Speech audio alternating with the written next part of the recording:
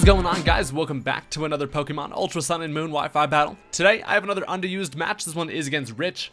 We've battled a couple times in the past and we always end up having some pretty good matches, so he always hits me up whenever I ask for battles on Twitter. So we got another one that actually turned out to be a really good battle here. So when I'm looking at the team, I'm mainly afraid of Haxorus. I know that if that thing gets up some dragon dances, I could have some serious trouble.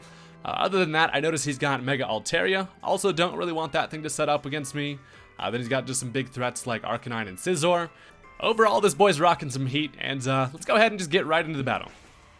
Alright, so I'm expecting him to want to lead off with Swampert, so I decide to go with Seismitoad, and we both send out our bulky water boys. So Wart's out here, we're pretty much just going to set up some Stealth Rock. But then as I'm looking at it, I actually do have some trouble knocking down his Swampert, so I do want to get a Toxic off on this thing early, just to make my life a little easier against this thing. So I do get that poison there. It turns out he actually has the same exact idea, because his team doesn't actually handle Seismitoad very well either, so we go ahead and trade Toxics there, which is fine. I guess that's kind of the price you pay, but now I'm just going to stay in and go for Stealth Rock. I assume he's probably going to do the same. Honestly, Swampert and Seismitoad are pretty much like the same damn thing. They'd be like best friends in real life. So I get up my Stealth Rock, and he is actually going to go ahead and throw some Stealth Cocks up on my side as well. So now we've got an interesting matchup here. I don't really want to stay in and just kind of build up that poison damage. I also don't really know what he's going to want to switch into. If I was him, I would probably want to go into the Altaria, expecting an Earthquake to whittle this thing down.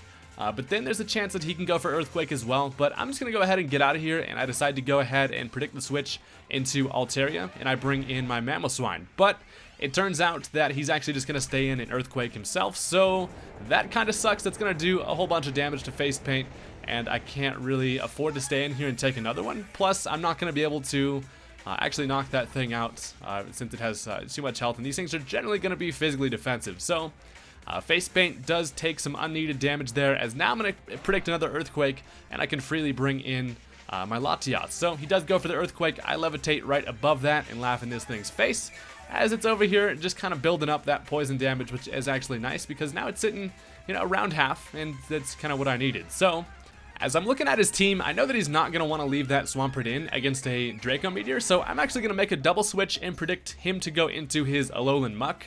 A lot of the time, Alolan Mucks are going to be special defense walls, and then they can Pursuit Trap Latias, so I did want to get that thing out of there as I make the correct prediction, as he does bring in his pile of Play-Doh. So now I can just go for an Earthquake freely, as he's going to end up bringing in his Rock, Paper, Scissor, who is not going to really enjoy an Earthquake too much. It is nice to whittle this thing down. It'll make it a lot easier to take out later, as that does a solid chunk of damage. And I do kind of want to save Mamoswine. It's looking pretty useful. I can save it for some Ice Shards later, or whatever. So I don't really want to take a Bullet Punch, so I'm going to switch, and I decide to go right back into my Seismitoad, who is obviously my defense wall and fit to handle Scizor, but he actually makes a nice play and just goes for the U-turn instead. So I could have actually killed that thing with an Earthquake, but unfortunately he makes a nice play, and now we're right back to where we started, and he brings back in the Swampert. So I'm in a little bit better of a position here. I am faster and I have more health, but I know that it's going to take me a good couple attacks to be able to whittle down that Swampert. Plus, I feel like having Seismitoad around for things like his Arcanine could be useful. So I'm going to make the same exact play and go right back into Yang, who is going to be able to avoid an Earthquake. So that's perfect. Just levitating up a storm over here, and now I'm thinking, is he going to predict the switch again and go into the Muck, or is he going to expect me to go right back into Mamo? I actually decide this time to kind of switch it up a little bit, and I'm going to go for a Draco Meteor rather than switching out, because Mamo doesn't have too many switch-ins to Stealth Rock. So I just do go right for that Draco Meteor as Muck comes in, and it is going to take a decent amount of damage from this thing, but this actually kind of puts me in a corner, because most of the time you are going to see Muck carrying Pursuit, and I can't switch out because that will kill me. So I'm forced to stay in, and I just go for a Draco Meteor, and unfortunately that's not going to be enough to knock it out after the special attack drop. So it lives it with Red, and he is going to go for a Pursuit here, which actually I am able to live with 2 HP since I didn't switch out, but he gets the Poison Touch, and that's going to give me a Poison, which is going to knock me out. So not too big of a deal there. I would have actually died to my next Life Orb recoil anyway, but now this allows me to go into Muck, and the reason why I went into Muck is because I don't expect a lot of Mucks to be carrying Shadow Sneak. I actually haven't seen a Muck with Shadow Sneak in freaking forever, but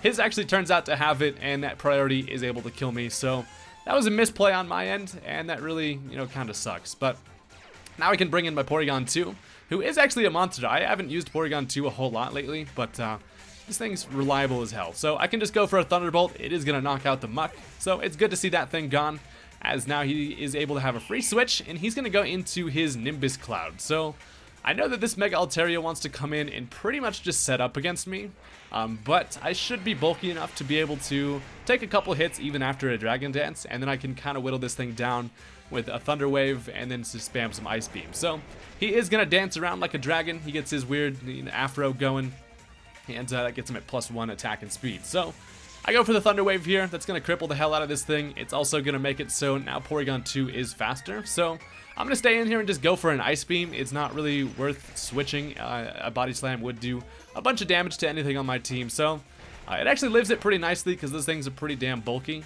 But I noticed that I am actually able to take at least 2 Body Slams. So I can go for some more Ice Beams, and this thing actually turns out to have Roost. So he's going to go ahead and land on the ground, take a nice little break there, and that's going to put him in a pretty good position. But this is actually an interesting matchup because I actually have Recover, and since he has Roost, this can actually go either way. But luckily I do have that Para on it, so I'm really just hoping that this thing gets fully paralyzed a couple times. So that next Body Slam leaves me at 12 HP. I'm able to recover that off and just hope that he ends up getting parried here. Puts me back above full, but he is just going to Roost. So we're at kind of a little bit of a stalemate here. But like I said, I do have the upper hand, this thing being paralyzed. I can't really risk switching out, but I also don't really need Porygon 2 for a whole lot in this match. So it's actually going to end up Dragon Dancing another time here, and that's actually kind of scary because that's going to make it so Body Slam will be able to take me out. But he actually gets fully parried. He ends up being faster after that next Dragon Dance. But I go for the Ice Beam. It is going to whittle it down to the point where one more is going to take care of it. And as you'll see here, he actually ends up getting fully parried twice in a row. So that really sucks for him, but it's super nice for me because now I'm able to finish off that matchup with Porygon at some decent health. So that is fantastic. And yeah, so now he's able to bring back in the Seizure. I'm expecting him to have superpower, but I kind of just sack off my Porygon 2 here as he actually ends up going for the knockoff, which I am able to take. He gets rid of that Eviolite, so I'm not as bulky anymore, but a Thunderbolt is going to leave it at like 5 HP, and I was really kind of hoping for the KO there, but not too big of a deal, as now he's just going to go for a U-turn.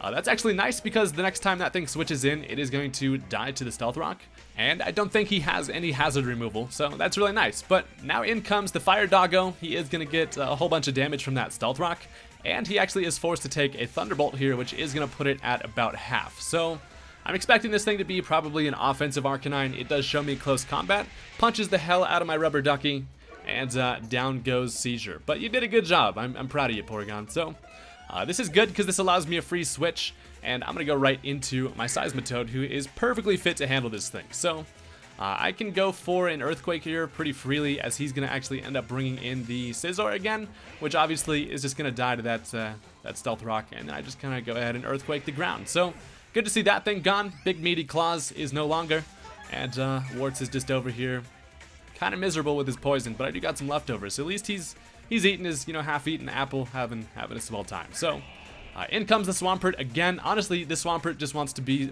Warts' best friend because he's just always switching in on me. I decided to go for a Scald because I figured it'd do more than an Earthquake, considering these things are physically defensive. I get a crit, which doesn't actually knock it out, but this allows him to go for an Earthquake of his own. And now it kind of sucks because now my Seismitoad has been damaged too much to really be able to do anything against his team. Initially, I was going to save this thing to be able to check the Haxorus. I can at least take like a Dragon Claw from that thing, but not going to be able to do that anymore, as now at least I'm able to go for one more Hot Water and burn the hell out of that Swampert. So that thing finally goes down, which is nice, although now, unfortunately, he has a pretty good position where he can bring in his Haxorus. So I am able to live the poison damage. It actually probably would have been better had I gone down that turn, because now this thing comes in and he's able to pretty much just bully my Seismitoad because he knows there's nothing I can really do to it, and he's able to freely set up a Dragon Dance. I was really hoping that this thing was going to be Swords Dance rather than Dragon Dance, since I saw that he had the DD on the Altaria. I was hoping maybe he'd switch it up on the Haxorus, but rocking the double dancers, and I go for the Scald there, just kind of hoping for a burn. That was kind of my last chance there. I don't get the burn, unfortunately, and now I go down to my poison. But I'm still thinking that potentially Mega Beedrill has a chance to outspeed, even though this thing has 1 Dragon Dance. Mega Beedrill is like the fastest thing in UU, so I think maybe there's a chance if he doesn't have the plus speed nature. So I am obviously going to Mega Evolve, bring out the big ol' needles, activate that plus in the speed, and as you'll see here, the Haxorus does actually end up outspeeding me, and a Dragon Claw is going to be some overkill. So down goes Fork, and now my last Pokemon is going to be my Muck, who unfortunately can't do much to this thing because it's, you know, just a physical attacker that's just pretty much a beast. So this Haxorus really kind of got me. It was chilling in the back of the team for the longest time. There wasn't really a whole lot I had to do to this thing, but he actually shows me that he ends up having a Z Crystal. He actually has Tectonic Rage, so even if I had the burn on this thing, I probably still would not have been able to live that. And so that is going to be the end of the match there. His last Pokemon was that Arcanine, so I got Haxorus, but you know, it happened. So that was still a really good match. Thank you guys for watching. As always, go ahead and hit that like button on this video if you enjoyed. The support really helps out. And yeah, I'll see you guys next time. Peace out.